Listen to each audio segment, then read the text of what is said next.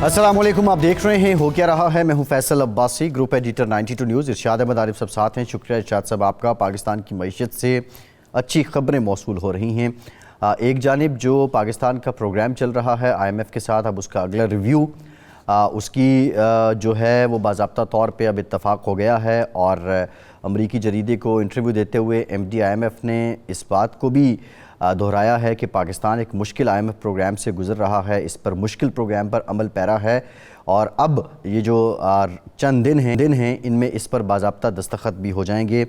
अब इस रिव्यू की मंजूरी प्रॉपरली फॉर्मली हो जाएगी।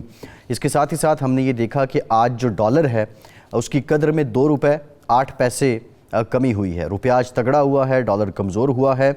सवाल ये है कि क्या ये ख़बर आने के बाद हुआ। साथ ही साथ स्टॉक मार्केट जो है उसमें भी पिछले कई हफ़्तों से हम देख रहे हैं कि बतदरीज इजाफ़ा हो रहा है, बेहतरी है। साथ ही साथ आज जो SIFC है उसकी मीटिंग हुई है। निगरान वज़ीर-ए-आज़म अनवारुल हक काकड़ ने इस मीटिंग को चेयर किया है और इस मौके पे उन्होंने ये कहा है कि जो वसी तर मफाद में तवील मुद्दती कोशिशें हैं उस पर अमल दरामद शुरू कर दिया गया है। और SIFC से भी पाकिस्तान को, पाकिस्तान की मईशत को संभाला देने के लिए पाकिस्तान के अवाम की खासी उम्मीदें हैं कि पाकिस्तान में सरमायाकारी आती है तो पाकिस्तान में जो मुआशी भौचाल है वो कम हो जाएगा, वो ख़त्म हो जाएगा। मुआशी मामलात पे हम बात करेंगे। स्लाइटली पेट्रोल डीजल जो प्राइजेज़ हैं उनमें भी कमी हुई है, ऑल्दो इसके असरात क्या होंगे, लेकिन ऑप्टिक्स के लिए ये इंडिकेटर तो अच्छा है कि कीमतों में कम से कम इजाफा तो नहीं हुआ है। दूसरी जानिब पाकिस्तान की सियासत की बात करें तो ज़ोर का जोड़ है।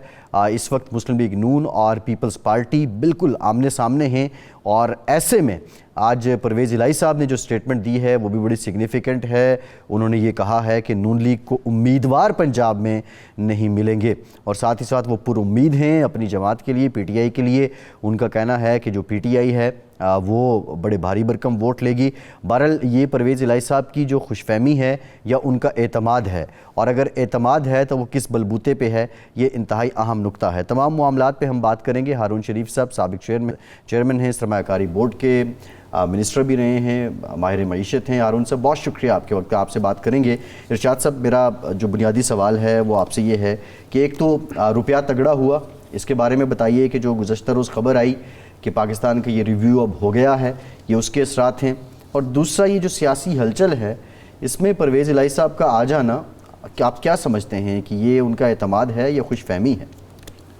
ये IMF का स्टाफ लेवल मुआहदे का होना ज़ाहिर बात है कि एक मईशत पर एतमाद ही समझा जाता है। और फिर वो IMF की सरबराह का जो बयान आया है कि जी मुश्किल हालात के बावजूद अगर ये मुआहदा चल रहा है तो इसका मतलब है कि मईशत बेहतर हो रही है। पाकिस्तान जो है अपने कारकर्दगी, माशी कारकर्दगी बेहतर कर रहा है। और उसके अलावा ये है कि अब कम से कम वर्ल्ड बैंक से, एशियन डेवलपमेंट बैंक से और कर्ज़ा भी मिल जाएगा। ये कोई खुशी की बात तो नहीं है किसी रियासत के लिए, किसी मईशत के लिए कि वो कर्ज़े मिल रहे हैं उसको। लेकिन जो हालत पिछले 1.5 साल में हुई हमारी मईशत की, जो कोई हमें कर्ज़ा देने के लिए भी तैयार नहीं था, तो उसके मद्दे मुकाबिल और उसके मुकाबले में ज़ाहिर बात है कर्ज़ा मिलना भी एक गनीमत समझा जा रहा है कि कम से कम किसी इदारे को हमारे इक़दामात पर, हमारी मईशत पर, हमारे मुस्तक़बिल पर एतमाद है। लेकिन इस हवाले से चौधरी परवेज़ इलाही साहब का जो मामला है मेरे ख्याल बाद में डिस्कस करेंगे।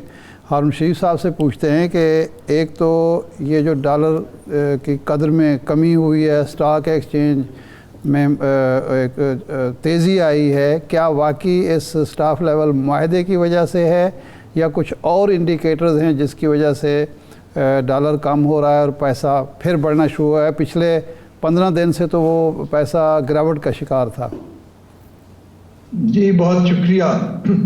देखें, जहाँ तक डॉलर और रुपये की पैरिटी का ताल्लुक है तो अगर आप देखें तो पिछले दिनों में डॉलर ने फिर से बढ़ना शुरू कर दिया था और 200 मार्केट में तो 289 तक चला गया था।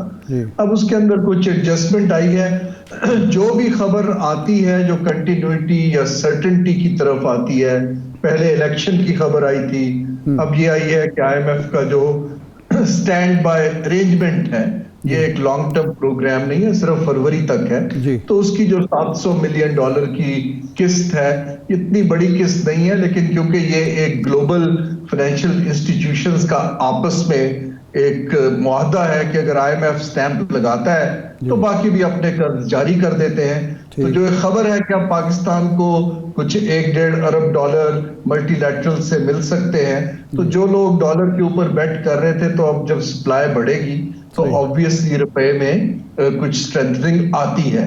لیکن اگر آپ IMF کا معاہدہ دیکھیں جو انہوں نے جو پریس ریلیز جاری کی ہے, اس کے اندر ایک شک جو ہے وہ بڑی کلیئر ہے کہ ہم آپ کے ایڈمنسٹریٹو بیس جو لیے ہیں اس کو تو ہم سپورٹ کرتے ہیں, لیکن آپ نے ڈالر روپے کی قدر قیمت جو ہے وہ مارکیٹ فورسز پر ہی چھوڑنی ہے.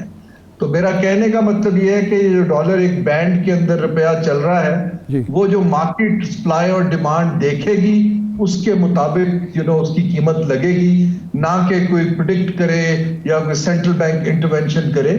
تو انہوں نے اس کو بڑا کلیئرلی اس کے اندر ڈیفائن کیا اگلے ریویو کی شرط کے طور پہ. اچھا ہارون صاحب, اس میں جو ہم نے معاہدہ دیکھا اس میں یہ بھی ایک شرط آ رہی تھی کہ جی 11 لاکھ ٹیکس گزار مزید بڑھائے جائیں. اب اس معاہدے میں وہ ہے, ہم نے مانی ہے یا نہیں, لیکن شرط ان کی طرف سے آ گئی تھی. لیکن اگر یہ ہم شرط مان لیتے ہیں تو یہ 11 لاکھ نئے ٹیکس گزار پیدا کرنا یا شامل کرنا آسان ہے؟ کتنا آسان ہے, اور کیا FBR میں یہ کیپیسٹی ہے کہ وہ کر سکے؟ جی, تو اس سے پہلے آپ نے جو دوسری بات کی تھی اسٹاک ایکسچینج کی, دیکھیے اسٹاک ایکسچینج کے اندر جو لیکوڈیٹی آئی ہے اور ایک بہت تیزی دکھائی دے رہی ہے, 57,000 پہ انڈیکس چلا گیا ہے.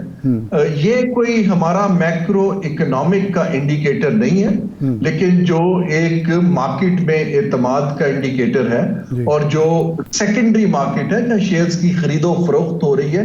یہ نہیں ہے کہ کوئی نئی کمپنیاں اسٹاک ایکسچینج سے پیسہ ریز کر رہی ہیں. تو یہ اس کو ہمیں سمجھنا چاہیے. بہت سے لوگ اسٹاک ایکسچینج کو معاشی ایک اشاریہ سمجھتے ہیں, یہ ایک ہماری میکرو اکنامک سٹیبلٹی کا انڈیکیٹر نہیں ہے.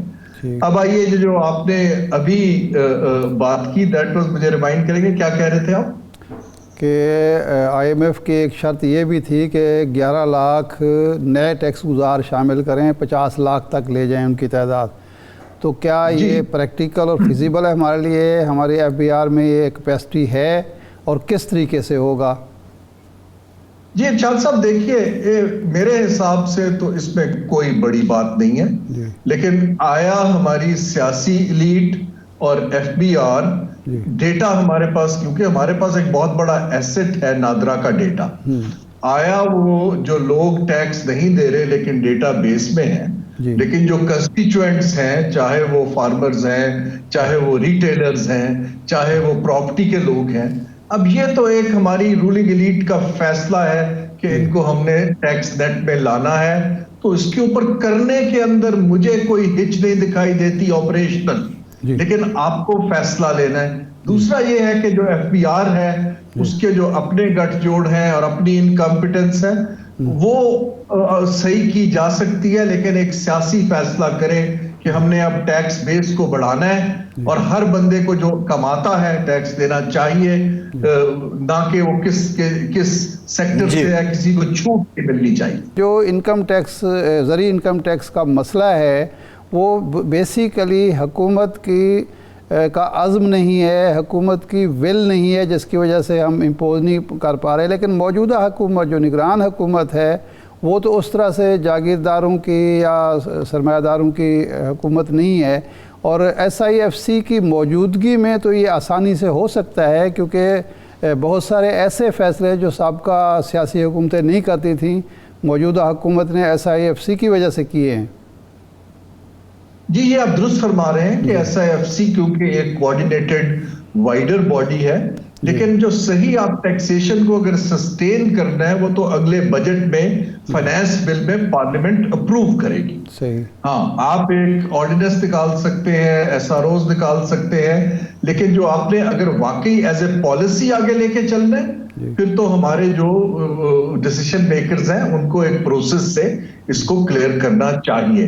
دیکھیے آئی ایم ایف کی مینیجنگ ڈائریکٹر کنسسٹنٹلی ایک پیغام دے رہی ہیں جو کرسٹینا جورجیوا ہے کہ آپ ایک امیر جو ایلیٹ طبقہ ہے اس سے ٹیکس لے کے نچلے طبقوں کو ریڈسٹریبیوٹ نہیں کر پا رہے ہیں. جو لوگ آلریڈی ٹیکس نیٹ میں ہیں آپ ان کو مزید ٹیکسز بڑھا رہے ہیں یا انڈائریکٹ ٹیکسز بڑھا رہے ہیں. اب یہ ہمیں پیغام ایک تو افسوس کی بات ہے کہ باہر سے آ رہا ہے لیکن یہ تو فیکٹ تو ہے. یا تو ہم سرکار کے خرچے کم کر لیں, اگر خرچے نہیں کم کر سکتے تو آپ کم از کم ٹیکس نیٹ تو بڑھائیے, سب کو لیول پلینگ فیلڈ دیجیے. اب وقت ایسا گیا ہے کہ اب آپ ان چیزوں کو بہت زیادہ لنگر آن میرا نہیں خیال کر پائیں گے. صحیح ہے.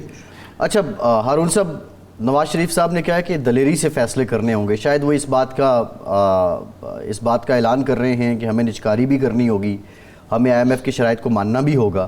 دلیر فیصلے تو یہی ہو سکتے ہیں. پی آئی اے کی نچکاری پہ پھر بات ہو رہی ہے. کیا یہ نگراں حکومت یہ جو ٹینیور باقی ہے 8 فروری کو الیکشن ہونے ہیں, اس دورانیے میں یہ نچکاری کر پائے گی اور کتنا یہ مشکل ٹاسک ہے؟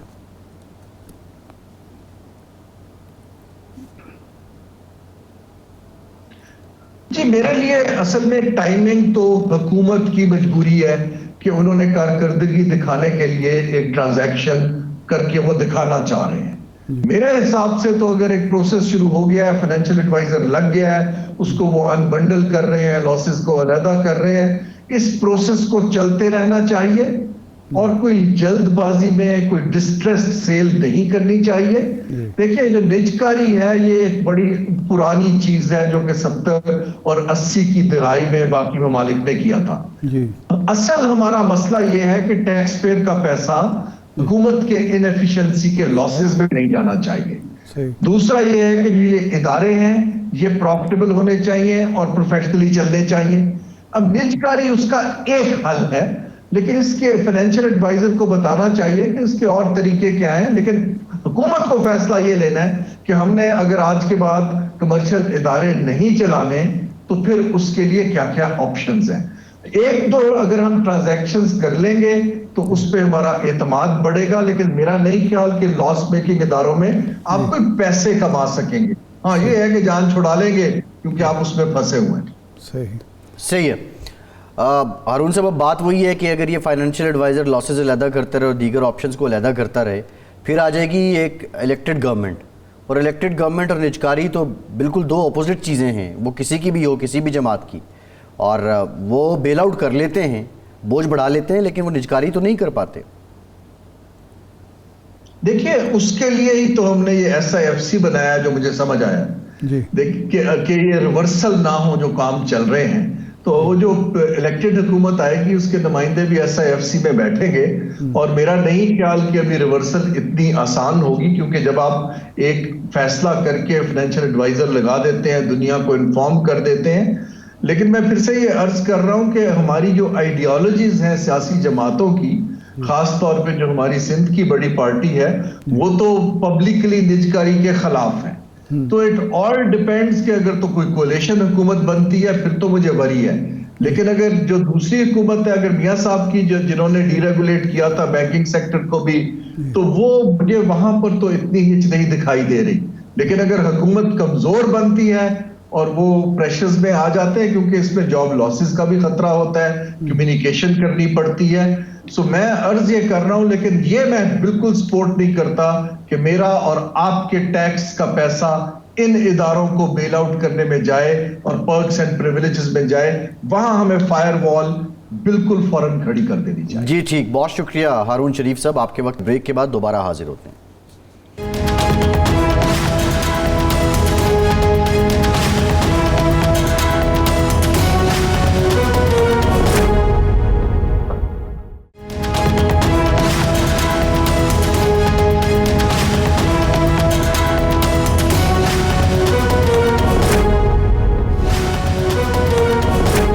بریک کے بعد ایک بار پھر سے آپ کو خوش آمدید کہیں گے. ارشاد صاحب, ایک تو میاں نواز شریف صاحب نے کلیئر کہہ دیا ہے کہ فیصلے اب دلیر کرنے پڑیں گے, تبھی جا کے معیشت ٹھیک ہوگی.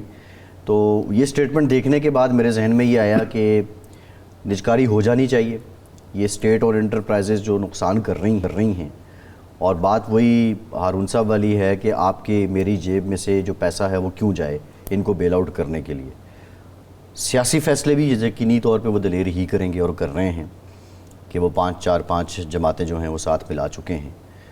پیپلز پارٹی تو خیر کہہ رہی ہے کہ بلاول صاحب نے وزیر اعظم ہونا ہے, مریم صاحبہ جو ہیں وہ کابینہ میں وہ میرے خیال وزیر خارجہ ہو جائیں گی. ظاہر ہے بلاول صاحب بھی وزیر خارجہ تھے شہباز صاحب کے ساتھ, تو مطلب یہ اب پیپلز پارٹی یہ کہہ رہی ہے, وہ اتنے پر اعتماد ہیں. اچھا یہ دونوں معاملات چل رہے تھے. آج جو پرویز الہی صاحب نے اسٹیٹمنٹ دی ہے کہ بھائی نون لیگ کو تو امیدوار ہی نہیں ملنے اور پی ٹی آئی کو امیدوار ہر حلقے میں ہوگا اور آپ دیکھیے گا. اب یہ پرویز الہی صاحب کا اعتماد ہے یا ان کی خوش فہمی ہے؟ اور اگر یہ دونوں باتیں ہیں, خوش فہمی ہے تو کس بنیاد پہ ہے, اعتماد ہے تو کس بلبوتے پہ ہے؟ جو میں سمجھ سکا ہوں, جو گفتگو میں نے وہ اخبار نویس وہاں ان سے ملے اور انہوں نے پھر وہ عدالت کے کمرے میں ہی یہ گفتگو کی, وہ 2 باتیں نظر آتی ہیں. ایک تو انہوں نے بات یہ کہی کہ اڈیالہ جیل میں اس وقت آمد رفت جاری ہے اور صرف لوکل نہیں بلکہ IMF کے لوگ, یورپی یونین کے لوگ, دوسرے لوگ بھی وہاں آ جا رہے ہیں. اچھا. تو اور دوسرا انہوں نے یہ کہا کہ چونکہ یہ تاریخ جو ہے یہ سپریم کورٹ نے الیکشن کمیشن کو اور حکومت کو کہا کہ جی آپ تاریخ دیں, اور پھر جب تاریخ دینے کا باری آئی تو ان کو بھیجا صدر کے پاس اور صدر نے اپنی مرضی کی تاریخ دی. جو الیکشن کمیشن چاہ رہا تھا وہ نہیں مانے. انہوں نے کہا جی یعنی ایک تو اختیار صدر کا ثابت کیا اور دوسرا یہ ہے کہ تاریخ لے دی. اب ان کا خیال یہ ہے کہ ایک تو انٹرنیشنل کمیونٹی اور دوسرا سپریم کورٹ پہرے دار ہے الیکشن پہ, تو وہ صرف الیکشن 8 تاریخ کو نہیں کروائیں گے بلکہ الیکشن شفاف الیکشن ہوں گے. اچھا اب شفاف الیکشن تو وہ ہوں گے. وہاں ایک سوال یہ بھی ہوا ان سے کہ جناب اگر امیدوار ہی آپ کے نہ ہوئے اور دھاندلی ہوگی تو آپ کیا کر لیں گے؟ تو اس پہ انہوں نے کہا کہ امیدوار تو ہمارے ہی ہوں گے. مسلم لیگ کو یہ مسئلہ درپیش ہے کہ ان کو لاہور میں امیدوار نہیں مل رہے, پنجاب میں نہیں مل رہے, اور بلوچستان میں بھی ان سے کیا ہوا ہے کہ جتنے لوگ کل ان سے ملے ہیں اور جنہوں نے شمولیت اختیار کی ان میں سے MNA کا امیدوار ایک بھی نہیں ہے, وہ سارے MPA کے امیدوار ہیں. اور دوسرا انہوں نے کہا کہ اگر دھاندلی ہوئی تو یہ لوگ جو ووٹ دینے جائیں گے وہ ڈبوں پر بیٹھ جائیں گے. تو اور اس کی پھر انہوں نے شیخ رشید کی اصل میں بات یوں ہوئی کہ ان سے پوچھا گیا کہ جی آپ کو پریس کانفرنس کے لیے تو مجبور نہیں کیا جا رہا. انہوں نے قسم اٹھا کے کہا کہ جی مجھے تو آج تک کسی نے نہیں کہا جی آپ پریس کانفرنس کریں. باقی رہا شیخ رشید کا معاملہ تو آپ لکھ لیں, ایک اخبار نویس سے انہوں نے کہا کہ آپ اپنا ہاتھ آگے کریں, اور اس پہ انہوں نے لکھ کے دیا یعنی مولی سے کہ شیخ رشید PTI کے امیدوار ہوں گے. تو اب اس اعتماد کی جو بظاہر نظر آتی ہے وجہ وہ ہے جو election supreme court of Pakistan ہے اور جو انٹرنیشنل ماحول ہے وہ ہے. لیکن اگر لوگ آ رہے ہیں اڈیالہ جیل میں, جا رہے ہیں, ملاقاتیں کر رہے ہیں, تو چودھری صاحب بھی تو وہاں بیٹھے ہوئے ہیں, تو اس کا مطلب ہے کہ وہ ملنے ہیں. چودھری صاحب جو ہیں وہ امپورٹنٹ وزیر اعلیٰ 2 دفعہ رہ چکے, پنجاب کے وزیر اعلیٰ, ملک کے سب سے بڑے صوبے کے وزیر اعلیٰ, نائب وزیر اعظم رہے, 2 دفعہ اسپیکر رہے.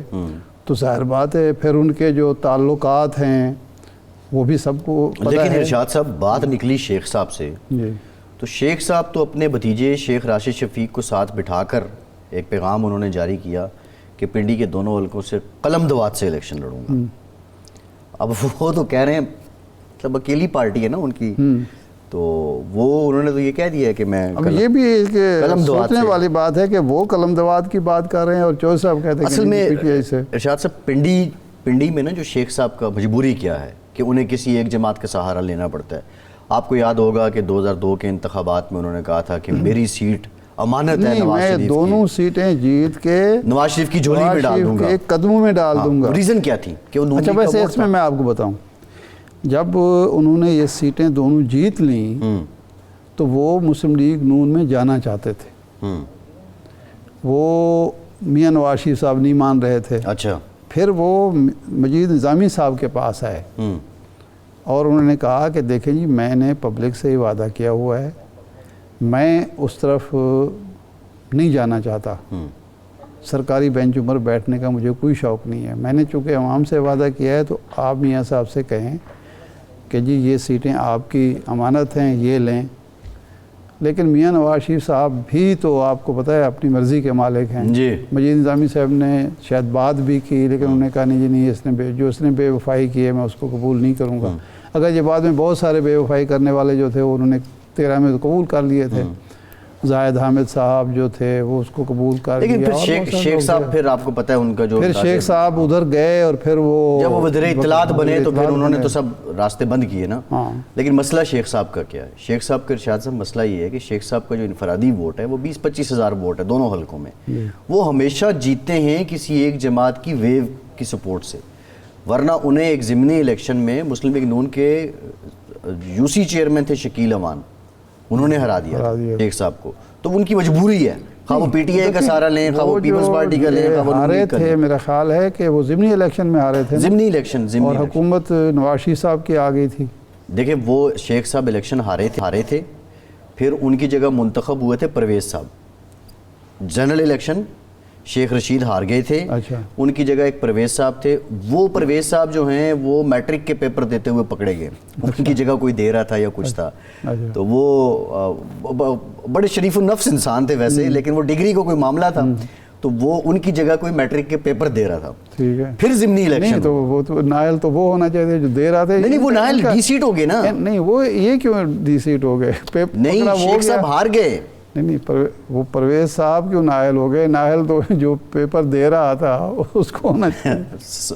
وہ اصل میں معاملہ یہ ہے کہ اب آپ اگر کریں گریجویشن اور آپ کی جگہ جا کے میں پیپر دے رہا ہوں تو آپ پکڑے جائیں. لیکن بدیاتی آپ کی ہینڈ سے ہو رہی ہے قانون کے مطابق. اچھا خیر یہ ہوا کہ پھر الیکشن ہوا, پھر شیخ صاحب الیکشن کنٹیسٹ کیا, پھر شیخ صاحب ہار گئے. اور پنڈی میں اگر پی ٹی آئی کا کوئی کینڈیڈیٹ تھا نا جس نے شیخ صاحب کے مقابلے میں الیکشن کنٹیسٹ کیا تھا, وہ اعجاز خان جازی تھا. تو خیر وہ ایک علیحدہ ہے سلسلہ, لیکن بہرحال شیخ صاحب آپ کو پتہ ہی ہے وہ ان کے ایک فنکار بھی تو ہے ان میں اچھا خاصا. اچھا ارشاد صاحب معاملہ یہ ہے کہ ہم سیاست کی بات بھی کر رہے ہیں, اس وقت ایک اور بھی معاملہ چل رہا ہے پڑوسی ملک کے ساتھ, اور بالخصوص اب جو غیر قانونی تارکین وطن ہیں ان کو بھی واپس بھیجا جا رہا ہے. ترجمان دفتر خارجہ کی جانب سے ایک سٹیٹمنٹ آئی ہے کہ بہت سے لوگ ایسے ہیں they are linked with the terror activities اور ٹیرر آرگنائزیشنز. تو آئی تھنک جب ہم ایک مرحلے پہ آ چکے ہیں کہ ہمیں اب لوگوں کو نکالنا ہے, افغانستان سے متعلق ایک مستقل پالیسی آنی چاہیے, تو اس کا بھی پھر دودھ کا دودھ اور پانی کا پانی ہو جانا چاہیے, اور ان لوگوں کو آئیڈینٹیفائی کر کے یا پھر لا آف لینڈ کے اکارڈنگ ان کو ٹریٹ کیا جائے, ان کو ٹرائل کیا جائے. دیکھیں یہ دو پہلو ہیں, اس میں کوئی شک نہیں. پوری دنیا میں جو غیر قانونی تارکین وطن ہوتے ہیں غیر قانونی طور پر ان کو واپس بھیجا جاتا ہے. ہر ملک کی اپنی پالیسی ہے. ہماری یہ پالیسی ہے کہ جی یہاں کوئی غیر قانونی طور پر نہیں رہ سکتا. اگر ہم نے اب تک برداشت کیا ہے یہ یا ہماری فراخ دلی تھی یا ہماری کمزوری تھی. اب اگر ریاست نے, پاکستان نے, حکومت نے یہ فیصلہ کر لیا ہے نکالنے کا, تو اس پہ تو کسی کو اعتراض نہیں ہونا چاہیے. ایک بات. دوسری بات یہ ہے کہ وہ لوگ استعمال ہوتے ہیں دہشت گردی میں یا دہشت گردی کے لیے. تو اس سلسلے میں ذمہ داری جو ہے وہ ہمارے اپنے اداروں کی بھی بنتی ہے کہ اگر آپ نے چیک نہیں رکھا ہوا کہ آپ اچھا دہشت گردی میں تو وہ ہوتے ہیں انوالو ہوتے ہیں, یہ جو باقی کرائم ہو رہا ہے, لوگ صرف یہ دہشت گردی تو نہیں ہو رہی نا اس ملک میں, کرائم بے تحاشا ہو رہا ہے, اسٹریٹ کرائم ہو رہا ہے, ہینیس کرائم ہو رہا ہے, وہ تو سارے وہ نہیں ہے نا. تو یہ تو ہماری کمزوری ہے نا, ہمارے جو پولیس ہے, ہماری جو انتظامیہ ہے, ہمارے دوسرے جو, تو یہ ان کی کمزوری ہے. تو اس کا سدباب بھی تو ہونا چاہیے نا. اگر کسی شخص نے, کسی غیر ملکی طاقت نے یہ تہیہ کیا ہوا ہے کہ پاکستان کے اندر گڑبڑ جاری رکھنی ہے، دہشت گردی کا بازار گرم رکھنا ہے، تو وہ ان کو نہیں تو کسی اور کو استعمال کر لیں گے۔ تو ہمیں مستقل بذات ایک پالیسی ہونی چاہیے کہ اس حوالے سے کسی کو ٹالریٹ نہیں کیا جائے گا اور اس کا سد باب کیا جائے گا۔ بیسیکلی دہشت گردی یہ آخری انتہا کی چیز ہے، لیکن یہ جو پیدائشی کوئی جرائم پیشہ نہیں ہوتا۔ جب آپ ایک شخص دیکھتا ہے کہ میں جرم کر کے بچ سکتا ہوں، جی مجھے بچانے والے موجود ہیں، مجھے سہولت دینے والے موجود ہیں، جی وہ صرف اکیلا جرم نہیں کر رہا ہوتا، اس کے سہولت کار ہوتے ہیں، عدالتیں جب چھوڑ دیں گی پولیس چالان نہیں پیش کرے گی۔ ایک آدمی جو ہے وہاں سے وانا سے روانہ ہوتا ہے یا جلال آباد سے روانہ ہوتا ہے تو وہ یہاں تک ویسے تو نہیں پہنچ جاتا، جی بالکل اس کو کوئی پہنچانے والا ہوتا ہے نا۔ جگہ جگہ اگر ہم ناکے کے باوجود ایک آدمی کراس کرتا ہے تو وہ دیکھنا ہوگا کہ کیسے کراس کیا، بالکل ایسے، ٹھیک ہے نا۔ اور ان دنوں میں جب ریڈ الرٹ ہو اور پھر وہ کرائم ہو تو اس کا مطلب یہ ہے کہ ہمارے ہاں اپنی کمزوریاں بھی ہیں جو دور کرنی چاہیے۔ ہمارا پولیس سسٹم بہتر ہونا چاہیے، ہمارا انویسٹیگیشن کا سسٹم ہونا چاہیے، ہمارا انصاف کا جو نظام ہے وہ مضبوط اور ٹھوس بنیادوں پر ہونا چاہیے۔ کسی مجرم کو کبھی کسی قسم کی رعایت نہ ملے جی اور کسی شریف آدمی کو، کسی معصوم کو، بے قصور کو کبھی تکلیف نہیں ہونی چاہیے قانون سے۔ تو یہ ہماری ذمہ داری ہے، اس پہ کسی کو اعتراض نہیں ہے، کوئی پاکستانی اعتراض نہیں کر سکتا کہ جی کوئی غیر قانونی طور پر یہاں مقیم ہے اور وہ اپنے وطن نہ جائے۔ کیوں نہ جائے بھائی؟ جاؤ اپنے وطن، جاؤ جا کے، اور جو حکومت بار بار کہہ رہی ہے کہ آپ ویزا لے کے آ جائیں، پاسپورٹ پر آ جائیں، کوئی پوچھنے والا آپ سے کوئی نہیں پوچھے گا۔ بالکل ٹھیک ہے، لیکن دوسرا پہلو جو ہے وہ اس سے ہمیں اپنے گریبان میں بھی جھانکنا چاہیے، ہمیں بھی سوچنا چاہیے کہ ہمارے اداروں کی اوورآلیں کتنی چاہیے، صحیح ہے، اور کتنی جلدی چاہیے۔ اچھا ارشاد صاحب، دو انٹرنیشنل ڈیولپمنٹس ہیں پچھلے چند دنوں کی۔ ایک تو جو فیٹف نے کہا کہ $674 بلین کی 2009 سے 2018 تک بھارت میں منی لانڈرنگ ہوئی، جس میں ان کا بالی ووڈ بھی استعمال ہوا۔ دوسری انٹرسٹنگ بات یہ کہ دنیا کا 11% اسلحہ ہر سال بھارت خرید لیتا ہے۔ اب بھارت کی جو دشمنی ہے وہ پاکستان کے ساتھ ہی، ابھی کدھر جاتا ہے؟ اوبویسلی اسلحہ جنگ تو ہوئی نہیں ہے اتنے سالوں سے کوئی، تو وہ کدھر کو استعمال ہوتا ہے یہ بھی ایک علیحدہ بات ہے۔ دوسری جو ڈیولپمنٹ ہے غیر قانونی تارکین وطن سے متعلق، یہ جو سویلا بریورمین تھی سیکرٹری داخلہ برطانیہ کی، ان کی پالیسی تھی اور یہ ٹورسٹ کی پالیسی تھی، اس سے پہلے نیتی پٹیل تھیں، تو یہ بھارتی نجات خواتین تھیں بیسکلی، بھارت دیور سیکرٹری انٹیریئر، ہوم سیکرٹری تھیں وہ۔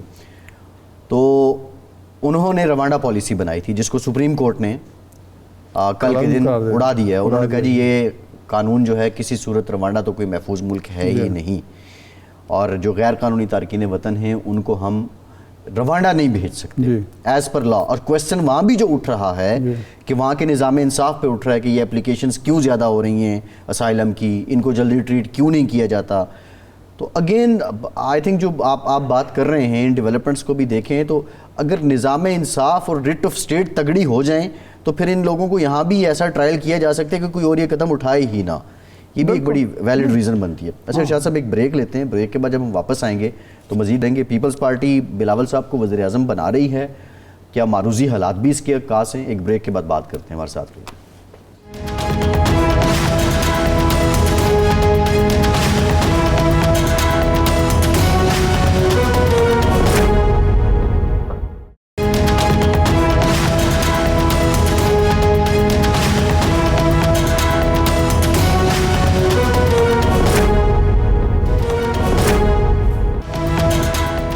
بریک کے بعد ایک بار پھر سے آپ کو خوش آمدید کہیں گے۔ ارشاد صاحب، نواز شریف صاحب، بلوچستان اوورآل دیکھا جائے نیوٹرل رائے یہی ہے کہ ایک اوور ویلمنگ رسپانس ان کو ملا ہے۔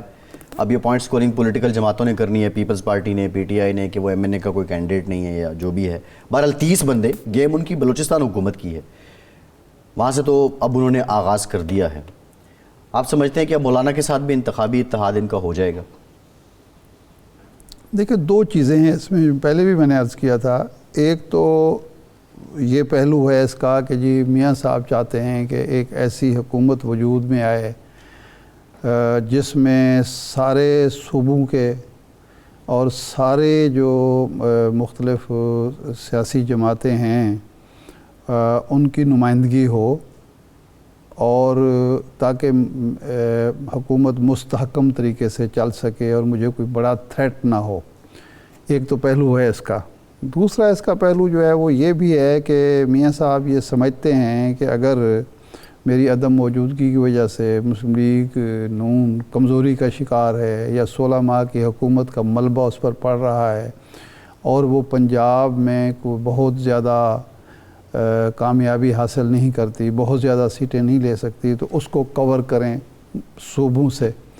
لیکن اس کا تیسرا پہلو یہ ہے کہ وہ یہ بھی سمجھتے ہیں کہ یہ جو پنجاب میں استحکام پاکستان پارٹی کے پی کے میں وہ جو ہیں خٹک صاحب کی پارلیمنٹیرینز وجود میں آئی ہیں راتوں رات، تو کہیں یہ میرے راستے کی رکاوٹ تو نہ بنے۔ تو اس کا راستہ بھی وہ اس طرح سے روک رہے ہیں کہ اگر یہ کوئی ایڈجسٹمنٹ میں اتحاد میں جاتے ہیں، مسئلہ بنے، رکاوٹ بنے، میری میجارٹی تھن ہو، اور میں یعنی ایک ماضی میں تجربہ ہوا نا محترمہ بے نظیر بھٹو صاحبہ کا 88 میں، جی، کہ وہ لارجسٹ پارٹی کے طور پر تو سامنے آئیں، لیکن ان کی سنگل میجارٹی بھی نہیں تھی، سادہ اکثریت بھی نہیں تھی۔ جی، 2/3 میجارٹی تو بعد کی بات ہوتی ہے، سنگل میجارٹی وہ اپنے طور پر حکومت بنانے کی پوزیشن میں ہی نہیں تھی، تو چنانچہ انہیں وسیع تر ایک وہ کرنا پڑا، اور جو ہی MQM الگ ہوئی تو وہ کمزور ہو گئی۔ لیکن ارشاد صاحب ماضی تو یہ بھی بتاتا ہے کہ جب بھی 2/3 میجارٹی نواز شریف صاحب نے لی ہے، پھر میاں صاحب نہیں، اس میں ماضی یہ بتاتا ہے کہ جب ان کو 2/3 میجارٹی ملتی ہے تو نہ صرف یہ ہے کہ ان کے مخالفین کہتے ہیں کہ وہ بدمست ہو جاتے ہیں، پھر وہ نکلتے بھی بڑے برے طریقے سے ہیں۔ یہ بھی یہ مخالفین کا کہنا ہے کہ پھر وہ اس بدمستی میں نکلتے بھی بہت برے طریقے سے ہیں۔ نواز شریف صاحب نکلیں یا کوئی بھی نکلے، الٹیمیٹ نقصان ہوتا ہے، ایک بے یقینی بڑھتی ہے، اضطراب بڑھتا ہے۔ لیکن مسئلہ یہ ہے کہ دیکھیں جب COD ہوا، بے نظیر صاحبہ واپس آئیں، نواز شریف صاحب واپس آئے، تو اس وقت لوگ کہتے تھے کہ اب پاکستان میں یہ دونوں شخصیات پولیٹیکلی میچور ہو کے آئے ہیں واپس۔ بے نظیر صاحبہ شہادت ہو گئی ان کی، نواز شریف صاحب وزیر اعظم بن گئے، 2/3 بھی آ گئی، لیکن پھر بھی نواز شریف صاحب کو جہاں سٹینڈ لینا چاہیے تھا وہاں نہیں لیا، جہاں بیٹھنا چاہیے تھا وہاں کھڑے ہو گئے۔ تو اب کی بار کیا نواز شریف صاحب جو ہیں آپ سمجھتے ہیں کہ پولیٹیکلی اتنے دور اندیش ہو چکے ہیں کہ وہ معاملات کو سدھاریں گے، چلائیں گے بہتر انداز میں، یا وہی؟ نہیں، بظاہر تو یہی لگ رہا ہے نا، ان کی یہ جو مووز ہو رہی ہیں اس سے تو یہی تاثر مل رہا ہے کہ جی وہ میجورٹی کا مظاہرہ کر رہے ہیں اور وہ سب کو لے کر چلنا چاہتے ہیں ساتھ۔ لیکن جب 2008 میں COD ہو چکا تھا نا، 7 میں ہوا تھا، 8 میں زرداری صاحب کی حکومت آئی، تو وہ شریک اقتدار تھے زرداری صاحب، 6 مہینے رہے تھی جی، وہ الگ ہو گئے، میچورٹی تو نہ رہی نا، پھر وہ چلتے رہتے ان کے ساتھ، پھر چلو الگ ہو گئے۔ اس کے بعد سپریم کورٹ میں کون گیا تھا کالا کوٹ پہن کے؟ میاں صاحب خود گئے تھے نا۔ وہ آج تک کریڈٹ لیتے ہیں، ہم گجرانوالہ پہنچے تو ججز بحال ہو گئے۔ تو اس کا مطلب یہ ہے کہ اگر اچھا پھر 13 سے اگر یعنی ایک آنیسٹ اوپینین یہ ہے کہ میچورٹی کا مظاہرہ اگر ہوا ہے تو ایک دفعہ پیپلز پارٹی اور زرداری صاحب کی طرف سے ہوا ہے۔ ہر ایک دفعہ یا ایک دفعہ؟ ایک دفعہ، وہ ہے 2014 جب دھرنا چل رہا تھا، میاں نواز شریف صاحب اپنا بوریا بستر سمیٹ کر جاتی عمرہ آ گئے، اور خورشید شاہ صاحب نے کردار ادا اور وہ کہتے ہیں اپنا سعد رفیق صاحب کہ میں اور میری مسز گئے کہ میاں صاحب وہاں چل کے بیٹھیں، یہاں بیٹھنے کا کوئی فائدہ نہیں ہے۔ لیکن جب انہوں نے خورشید شاہ کے مشورے پر کانفرنس بلائی، میٹنگ بلائی سیاستدانوں کی، تو زرداری صاحب سب کچھ بھلا کر آ گئے، حالانکہ ان کے بہت تلخیاں بھی، اس سے پہلے بہت بڑا واقعہ ہو چکا تھا، مسائل بھی تھے، سب کچھ تھے، لیکن وہ آ گئے تو اس کا مطلب یہ ہے کہ میچورٹی جس کو کہتے ہیں کہ بھئی اپنی انا کو اپنی سیاست کو کر کے وہ آگے. میچورٹی تو زرداری صاحب نے ابھی بھی دکھائی. اگر یہ استعفے دے دیتے پی ٹی آئی کی جب حکومت تھی تو الیکشن ہو جاتا تو آج ان کی حکومت ہوتی اکیلوں کی. زرداری صاحب نے کہا استعفے نہیں دینے ہم کوئی اور کریں گے. وہ اور ایسا کیا کہ سارا ملبہ ان پہ آن گرا. نہیں یہ میچورٹی نہیں ہے. نہیں, زرداری صاحب یہ کہتے ہیں, زرداری صاحب کی یہ رائے ہے میاں صاحب کے بارے میں کہ میاں صاحب جو ہیں بڑے جذباتی انداز میں فیصلے کرتے ہیں اور سیاست کو اور مستقبل کو وہ نہیں دیکھتے. وہ اس کی مثال دیتے ہیں کہ 2008 میں 7 میں جب محترمہ بینظیر بھٹو شہید ہوئیں تو انہوں نے بائیکاٹ کا اعلان کر دیا. اب زرداری صاحب کہتے یہ ہیں کہ یہ ایک امیچور ان کی موو تھی اور اگر وہ الیکشن میں رہ جاتے تو پھر رہ جاتے, اور وہ مثال دیتے ہیں جس طرح ہم 85 میں رہ گئے, جماعت اسلامی رہ گئے تو پھر رہ گئے. لیکن اس کے ساتھ اس میں ایک شارپ اور سمارٹ موو تھی زرداری کی. میرے بغیر الیکشن قابل قبول نہیں ہے. وہ الیکشن پھر قابل قبول بھی نہ ہوتے, جس میں سب سے بڑی پارٹی یا ایک مقبول پارٹی نہ ہوتی تو اس کی ختم ہو جاتی. انہوں نے الیکشن کو کریڈیبل بھی بنا لیا, حکومت بھی بنا لی. جی. دوسری مثال وہ یہی استعفوں کی دیتے ہیں کہ یہ تو استعفوں پر تلے ہوئے تھے, میں اگر ان کو نہ روکتا اور یہ استعفے دے کے چلے جاتے تو عین ممکن ہے وہی حشر ہوتا جو بعد میں استعفیٰ دینے والوں کا ہوا. ہاں یہ بھی ممکن تھا اور وہی ہوا. ٹھیک ہے, یہ بات بھی ٹھیک ہے زرداری صاحب. وہ کہتے ہیں کہ دیکھیں جی میں نے ان کو نہ صرف یہ ہے کہ استعفوں سے روکا, ان کو برے انجام سے روکا, بلکہ ان کو حکومت لے کر. لیکن اگر حکومت نہ لیتے جی تو یہ آج ان کی پوزیشن تو ٹیبل پہ بہتر ہونی تھی. اگر حکومت لے کے, یہ تو ہم اس وقت بھی کہتے تھے کہ اگر حکومت لے کے یہ الیکشن میں 2-3 ماہ میں چلے جاتے تو پوزیشن ان کی بہت بہتر ہوتی. وہ تو پھر اصرار تھا اور حالات تھے جس کی وجہ سے طوالت کے نتائج جو ہیں وہ تو بھگتنے پڑے. صحیح ہے, بالکل ٹھیک ہے. لیکن اب جو ایک چیز تو آپ دیکھیں کہ اس وقت ڈسکشن جو ہے وہ زرداری صاحب کو اس کا کریڈٹ جاتا ہے یا نواز شریف صاحب کو جاتا ہے. کہ ڈسکشن یہ ہو رہی ہے کہ نواز شریف صاحب یہ کہتے ہیں, زرداری صاحب یہ کہہ رہے ہیں, بلاول یہ کہتے ہیں, نواز شریف صاحب یہ کہہ رہے ہیں, نواز شریف یہ کر رہے ہیں, یعنی الیکشن پیپلز پارٹی ورسز بنانے کی ایک فضا بن رہی ہے کہ جو الیکشن میں 2 فریق ہیں وہ یہ ہیں. یہ تو ایک ہے بارہ. اچھا ارشاد صاحب, آپ کیا سمجھتے ہیں کہ آلدو بلاول صاحب نے آئی پی پی سے متعلق اپنے کوئی خوشگوار احساسات تو نہیں دیے, لیکن الیکشن سے پہلے آئی پی پی اور پیپلز پارٹی میں کہیں سیٹ ایڈجسٹمنٹ ہو رہی ہو, آئی پی پی اور پیپلز پارٹی پارلیمنٹیرین میں کہیں سیٹ ایڈجسٹمنٹ ہو رہی ہو, اس کے امکانات موجود ہیں؟ اس کا امکان اس صورت میں ہے کہ پہلے یہ دیکھنا ہوگا کہ پی ٹی آئی کس حیثیت میں الیکشن میں اترتی ہے. اپنے چیئرمین کے ساتھ, چیئرمین کے بغیر, پھر چیئرمین کے بغیر تو کون اس کو لیڈ کر رہا ہے. اگر تو اس کو لیڈ کر رہا ہے چودھری پرویز الہی صاحب تو پھر تو شاید اور سینیریو ہوگا, اگر شاہ محمود صاحب کرتے تو اور ہوگا. ٹھیک ہے شاہ صاحب, اس پہ بھی ذرا بات کرتے ہیں. ڈاکٹر نفیسہ شاہ صاحبہ نے ہمیں جوائن کیا ہے, سینئر پارلیمنٹیرین ہیں, پیپلز پارٹی کے سینئر رہنما. ڈاکٹر صاحبہ thank you very much for your time. Doctor صاحبہ بریفلی آپ سے یہی ہم جانیں گے کہ بلوچستان پہ اپیرنٹلی دعویٰ آپ کا تھا, یہ توقع تھی پیپلز پارٹی وہاں سے گیم کا آغاز کرے گی, لیکن کھیل تو نواز شریف صاحب نے بلوچستان جا کے شروع کر دیا. یہ اور پرجوش اور پرتپاک استقبال بھی ان کا ہوا. کتنا بڑا دھچکا ہے پیپلز پارٹی کے لیے یہ؟ دیکھیں, دھچکا کی بات ہم بعد میں کرتے ہیں.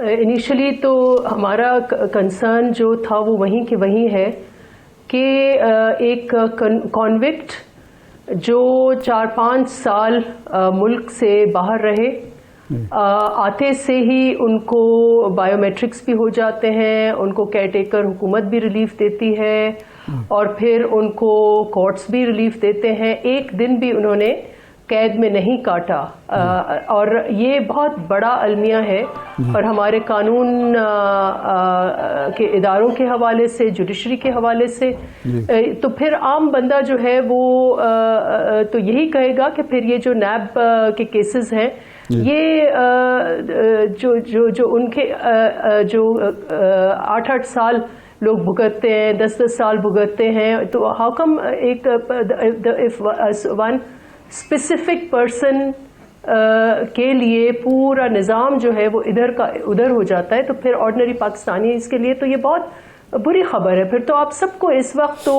یہ ہونا چاہیے کہ نیب میں جتنے بھی کیسز ہیں ان سب کو آپ بری کریں. ان کو کیوں، ابھی مجھے اپنا کوئی پارٹی کا ورکر ملا، چھوٹا سا اس کا کیس تھا کچھ لاکھوں کا، تو اس نے اس میں ریشنل یہ دیا ہے کہ آپ نے former prime minister who was a convict disqualified, جب آپ اس کو آپ نے اتنا ریلیف دیا تو میں تو غریب ہوں، مجھے آپ کیوں جو ہے ایبسکانڈر اور یہ ساری چیزیں کر رہے ہیں. تو issue is around the suspicion کہ پرسن اسپیسیفک ایک پارٹی کے لیے، ایک پرسن کے لیے سارا نظام including the date of the election جو ہے ادھر کی ادھر ہو رہی ہیں. اب جو گروپ جنہوں نے ان کو جوائن کیا ہے، ہمارا خدشہ یہ ہے کہ جو اس وقت کیئر ٹیکر پرائم منسٹر ہیں کاکڑ صاحب، یہ ان کا گروپ ہے. یہ بیپ جو لوگ ان سے الائق ہیں یہ وہ لوگ ہیں.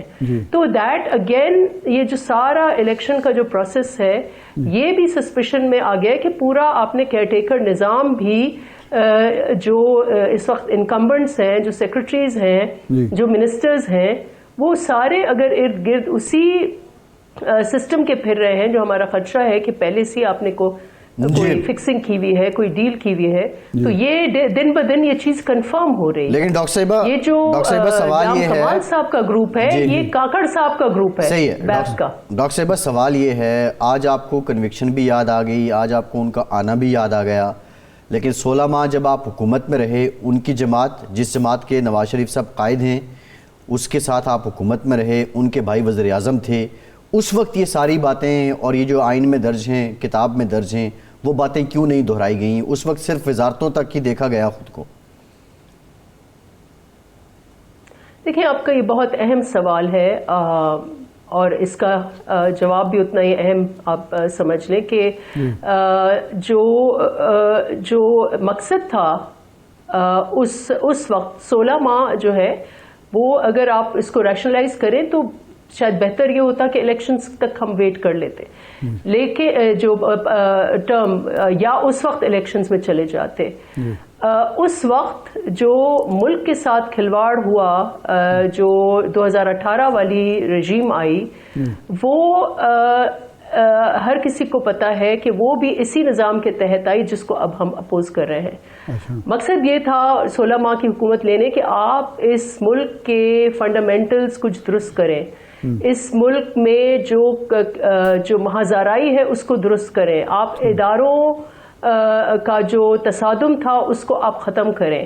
آپ جس قسم کی ترامیم آنے والی تھی، یا ایک رومر تھا کہ پورا کا پورا نظام جو ہے وہ الٹا سیدھا ہونے والا ہے اس ایک شخص کے ایگو کے لیے، تو ان خدشات کو، اور اس وقت جو ملک میں کرائسس تھا، جو مہازارائی تھی، جو جوڈیشری کے اندر تصادم اس وقت تھا، خود I would have to admit کہ، اور یہ جو سچویشن 9 ماہ کی تھی، it would not be incorrect to say کہ یہ میوٹنی والی سچویشن تھی.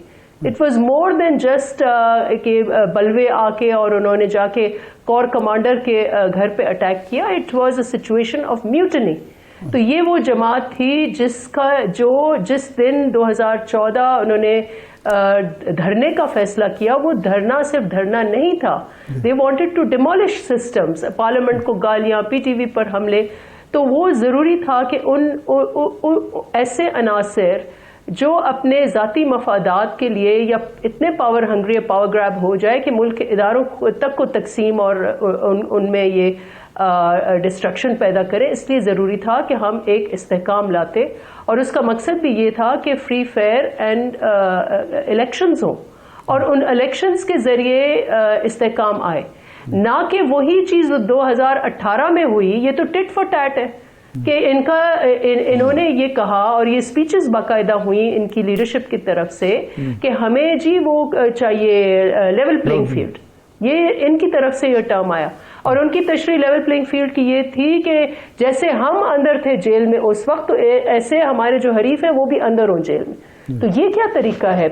پھر آپ کا ملک تو نہیں سنبھلے گا، اور الیکشنز کے بعد کیا سٹیبلٹی آئے گی یا پھر کیا یہ مہازارائی چلے گی؟ اور اس لیے ضروری ہے کہ ہم فنڈامنٹلز، جو مقصد تھا 16 ماہ کی حکومت لینے کے، کہ اس ملک کے فنڈامنٹلز ٹھیک ہوں، اور سب جماعتوں کو، اگر جنہوں نے ریاست کے اوپر حملے کیے، ریاستی اداروں کے اوپر حملے کیے، ان کو آپ ٹرانسپیرنٹ طریقے سے ان کو آپ بے شک قانون کے دائرے میں کھڑا کریں، لیکن پوری کی پوری جماعتوں کو نہیں، اور آپ سب کو موقع دیں کہ وہ آئیں اور الیکشنز. ورنہ اس وقت الیکشن میں خوشی کا ماحول ہوتا ہے. مجھے پتا ہے پاکستان میں خوشی ہے یا مایوسی ہے؟ پاکستان کے نوجوان خوش ہیں یا مایوس ہیں؟ پاکستان کی سول سوسائٹی خوش ہے یا مایوس ہے؟ ڈاکٹر صاحب یہ فرمائیں کہ 2 سوال ہیں، ذرا مختصر جواب کیونکہ ٹائم کم ہے. ایک تو یہ ہے کہ آپ سمجھتے ہیں کہ 24 کے الیکشن بھی 18 کی طرح کے الیکشن ہونے جا رہے ہیں جس میں کسی ایک کو لانے کے لیے ساری تگودو ہو رہی ہے. دوسرا یہ ہے کہ آپ نے 16 ماہ جو گزارے ہیں، یہ جو اس وقت مایوسی نظر آ رہی ہے ان 16 ماہ کا نتیجہ نہیں ہے جس کی وجہ سے مہنگائی بڑھ گئی، بے روزگاری بڑھ گئی، بد امنی بڑھ گئی؟ دیکھیں، جو یہ امپریشن پبلک میں یہ ہے کہ کسی خاص پارٹی کو فیور کیا جا رہا ہے اور کسی خاص شخصیت کو فیور کیا جا رہا ہے، اور اس کا ایویڈنس یہی ہے کہ اتنی سیریس چارجز، سیریس کیسز کے باوجود آپ آ کے ٹارمیک پہ لینڈ کرتے ہیں اور آپ کو پروٹوکول شروع ہو جاتا ہے. تو یہ بھی اس الیکشن پروسیس پر ایک ڈارک شیڈو کرے گا. جہاں تک یہ 16 ماہ کی بات ہے، کہ یہ میں ایڈمٹ کرتی ہوں کہ شاید آئیڈیل جو نئی فریش مینڈیٹ سے حکومت آتی ہے وہ بہت کچھ اور کر سکتی ہے.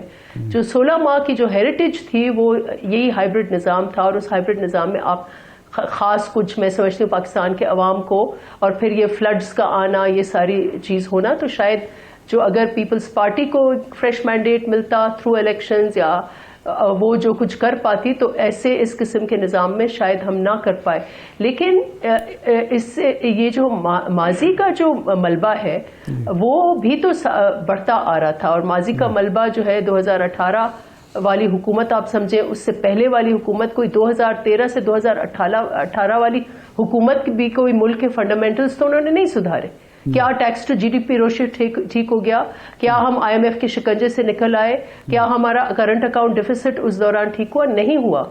تو یہ اس وقت ہوگا جب آپ کے ملک میں استحکام آئے گا، اور یہ جو سیاسی جو ایک ٹینشن ہے، اور ہر کوئی ایک ادارے کے ساتھ چپک کے پھر آتا ہے کہ ہم الیکشن لڑیں گے، یہ غلط ہے. آپ آئیں تو عوام سے رجوع کریں، اور پاکستان کے عوام، یہ جو ان کو بیانیہ تھا ووٹ کو عزت دو، وہ تو انہوں نے دفن کر دیا. لیکن پیپلز پارٹی آئین بنانے والی جماعت ہے، اور ہم یہ چاہیں گے کہ جو عوام کا حق ہے الیکشنز کے ٹائم پر، وہ عوام کو وہ حق ملے. جی ٹھیک ہے ڈاکٹر صاحبہ، قطع کلامی کی معافی، پروگرام کا ٹائم کا بہت شکریہ آپ کا. ڈاکٹر نفیسہ شاہ صاحبہ، ارشاد صاحب آپ کا شکریہ.